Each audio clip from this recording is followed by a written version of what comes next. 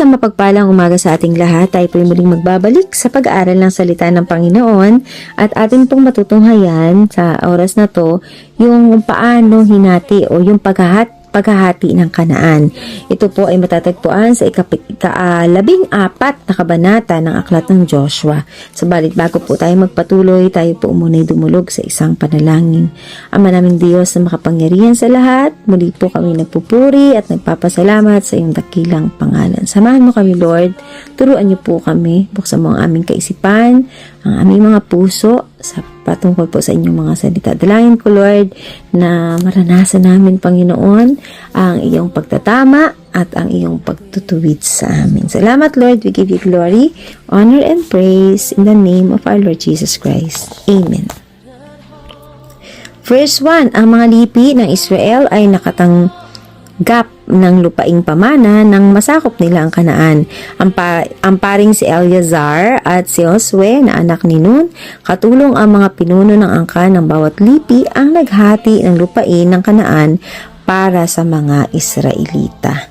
So dito po makikita natin, no, yung mga mana ay itinakda ng Diyos, hindi ng tao. Ano po, no, hindi lang basta na, ay, ganito gusto ko, no? Talagang si Lord pa rin yung nagtatakda nito, no? Ang lugar mo sa buhay ay hindi aksidente, no? Ang Diyos ang may kontrol ng iyong kinalalagyan, trabaho, pamilya, at ministeryo, no? So, parang sitting plan sa isang okasyon, hindi random, may layunin. Ayan. So, sabi po sa verse 2, ang paghahati ay isinasagawa sa pamamagitan ng palabunutan ayon sa utos ni Yahweh kay Moises. Siyam at kalahating lipi na lamang ang binigyan nila ng kanilang bahagi sa lupain. Ayan. So dito sa verse 2 makikita natin ano po yung palabunutan bilang simbolo ng ganap na pagtitiwala sa Panginoon. So hindi lahat ay kailangan ipaglaban, no? May mga bagay na dapat ipagkatiwala sa Diyos. Ang Diyos ang mas nakakaalam kung ano ang nararapat sa atin. Kaya parang pag-a-apply sa trabaho, no, ginawa mo ang lahat, tapos pinagkatiwala mo ang resulta sa Panginoon. So yun po yung the best nating part. Ano po? Verse 3, sabi dito, ang 2 lipi at ang kalahati na bigyan na ni Moises sa kanilang bahagi sa silangan ng Jordan. Hindi rin kabilang ang 9 na lipi at kalahati ang mga Levita. So, hindi sila binigyan ng lupa, sa halip binigyan sila ng mga lungsod na matitirhan at mga kaparangan sa paligid para sa kanilang mga bakahan at mga kawan.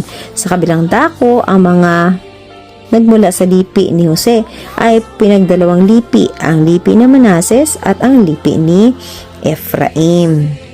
Again, inulit, no, na binanggit na may mana yung 9 at kalahati, no?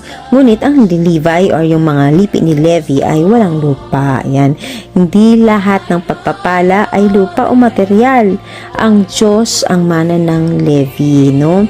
So, huwag natin ikukumpara yung sarili natin sa iba, no? Ang sukatan ng pagpapala ay relasyon sa Diyos, hindi sa ari-arian.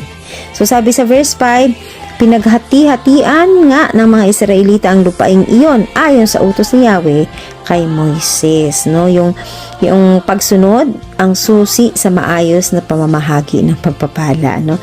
Kapag may kaayusan at pagsunod may kapayapaan, ang kaguluhan ay kadalasang bunga ng pagsuway. Lumapit noon kay Josue sa Gilgal ang ilan sa lipi ni Juda.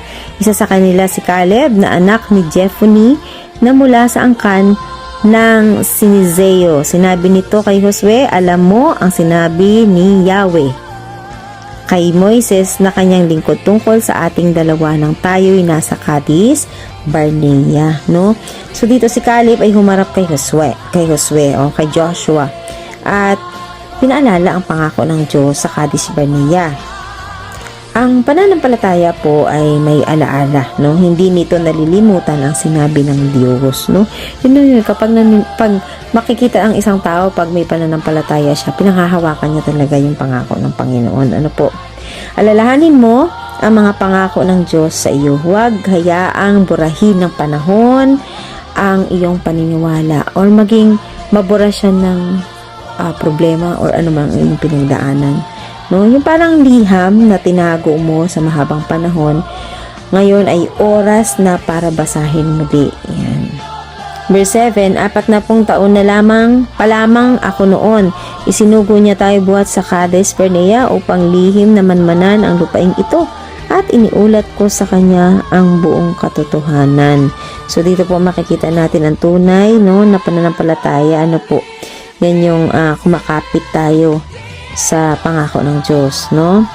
Hindi nadadagdagan or nababawasan ng ating edad, no? Kapag tumatanda tayo, hindi ibig sabihin ay nababawasan na yung pananampalataya niya or nadadagdagan yung pananampalataya niya. Hindi po, no? Hindi ka late sa plano ng Diyos, no? Ang katapatan ay mas mahalaga kaysa sa bilis. Verse 8, kahit na ang bayan ay tinakot na ibang kasama natin, buong katapatan pa rin akong sumunod kay Yahweh na ating Diyos. Ayan, so sabi po dito, ang tagumpay ay nagmumula sa buong pusong pagsunod, hindi sa kalahati. Yan, paulit-ulit natin siyang nababasa. Ano po? Ang bahagyang pagsunod ay bahagyang pagpapala. Ngunit ang buong pusong pagsunod ay nagbubukas ng buong pangako ng Diyos. So, verse 9, sabi dito, kaya't ipinangako sa akin noon ni Moises na dahil sa aking buong katapatan sa pagsunod kay Yahweh, magiging bahagi ko at ng aking mga anak ang lupaing matapakan ng aking mga paa. Ayan. So, ang nilakaran ng pananampalataya ay nagiging minana sa tagumpay. Tandaan natin, ano man yung tinahak natin, no, sa ating buhay, no, sa ating pananampalataya or sa pagsubok, sa luha, sa sakripisyo, ang lahat ng yan ay hindi masasayang. Verse 10, 45 taon na ang lumipas buhat ng sabihin ito ni Yahweh kay Moises. Noong naglalakbay pa sa disyerto ang bayang Israel, iningatan ni Yahweh ang buhay ko hanggang ngayon. 85 taon na ako ngayon. Ayan. So dito, 45 taon ang lumipas. No? 45 years ang lumipas. No? Hindi naluluma ang pangako ng Diyos. Maaring matagal, pero ang Diyos ay hindi nakakalimot. Ang paghihintay ay hindi pagtangki. So, sabi ko nga kanina, maaring matagal sa tingin natin, no? Pero hindi lang yun talaga yung perfect timing. Kasi may sariling perfect timing si Lord. Ano po, verse 11, sabi dito, ngunit hindi pa nagbabago ang lakas ko mula nang ako'y isugo ni Moises upang siyasatin ang lupain ito. Kaya ko pang makipaglaban at gawin ang kahit anong trabaho. Ayan, ang lakas ay hindi lang pisikal, no? Ito ay lakas ng loob at pananampalataya. Kaya, kahit pagod ang katawan, maaaring sariwa pa rin ang pananampalataya natin, no? Ang Diyos ay hindi limitado sa edad. Hindi natin siya maibabak sa ating edad na, Lord, hindi na tayo gagamitin ni Lord kasi mas matanda na tayo or matanda na tayo, no? So, tanda natin, no, na ang Diyos ay hindi siya nalilimitahan ng edad ng tao or ng kalagayan ng tao. Verse 12, kaya ibigay mo na sa akin ang kaburulang ipinangako sa akin ni Yahweh. Narinig mo rin ang mga higante ang nakatira doon at matitibay ang pader na naglalakihan nilang lungsod. Ngunit, sa tulong ni Yahweh ay palalayasin ko sila sa lupaing iyon gaya ng ipinangako niya. Ayan, o. Yung pananampalataya ay humihingi ng hamon, hindi komportableng lupa. Ano po? Kasi pag komportable, siguro baka hindi ka na humingi ng pananampalataya sa Panginoon kasi feeling mo kaya mo na, no? Huwag humiling ng madali. Humiling ng may kabuluhan, no? Sometimes, okay na to, okay na, no? Pero, hindi naman yun yung gusto ni Lord para sa atin, no? Ang mga bundok sa buhay, yun yung mga problema, yung takot, yung hamon, no? Ay pagkakataon para sa kaluwalhatian ng Diyos. Kasi sometimes, pag tinitignan natin, napakahirap ng problema. Pag ito'y nalampasan natin, doon natin marirealize, oh, thank you, Lord, iba ka talaga, diba? So, yun yung way para mas makilala natin yung kapangyarihan ng Panginoon, no? 13, binasbasan nga ni Josue si Caleb na anak ni Jephunneh at ibinigay sa kanya ang Hebron. Ayan. So dito po yung pagpapala ay sumusunod sa katapatan. Ano man yung pinagdadaanan mo ngayon, kung di ka man nare-recognize, nakikita, nakikilala, tandaan mo darating yung panahon ng pagkilala at ng gantimpala. Hindi man yun sa lupa, pero for sure, nakalaan yun sa atin, no, na inihahanda ng Diyos, no. Hindi man makita ng tao, pero nakita yun ni Lord. Kaya nga, may mga pagkakataon na ginagawa tayo na hindi na-recognize or hindi na-appreciate ng tao sa paligid natin. Pero, ang kagandahan po nito, hindi yan nalilimot ni Lord, no. 14, ang lupain ng Hebron ay nananatili hanggang ngayon sa angkan ni Caleb na anak ni Jephunneh na isang Zeneseo, sapagkat buong katapatan siyang sumunod kay Yahweh, ang Diyos ng Israel. Ano po? Ang tapat ay nagmamay-ari ng ipinangako, no? Ang panatiling tapat ay nagbubunga, no? Or ang pagpapanatiling tapat ay nagbubunga ng pangmatagalang pagpapala, no? So 15, nung unay lunsod ng Arba, ang pangalan ng Hebron bilang alaala kay Arba, ang pinakadakila sa mga Anaseo, at nagkaroon nga ng kapayapaan sa buong lupain.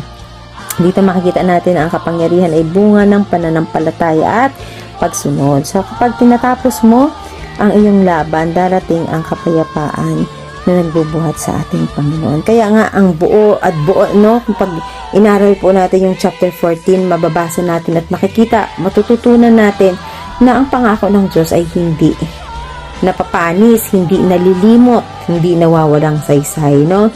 Ang pagsunod ay nagdudulot ng buong pagpapala. So kailangan din buong pagsunod, walang half-hearted. Ano po? Walang edad sa pananampalataya. Hindi ibig sabihin matanda na ako, hindi na ako pwede dyan, no? Doon na lang ako sa bahay. Wala pong ganun, no? We always have that chance, no, na ibinibigay sa atin ng Panginoon. No, yung ang pananampalataya ay humihingi ng bundok. Hindi tayo humihingi lang na, Lord, okay na ako sa ganito. No, we want more. Humihingi ka ng patient, bigyan ka ni Lord ng situation na kailangan mong pahabahan yung pasensya mo, no? Ang katapatan ay nagtatapos sa kapahingahan. Ayan po. So, pag tayo naging tapat kay Lord, tiyak matatanggap natin yung kapayapaan sa puso natin at kagalakan din, no? Lagi siyang magkasama. Na kapag pinili po natin yung kapayapaan, automatic, talagang yung kagalakan ay mag-overflow. Kaya sana po, napagpala tayo at natuto sa chapter 14 ng Aklat ng Joshua. Maraming salamat po. Pagpalain tayo ng ating Panginoon at muli, kay Jesus ang papuri.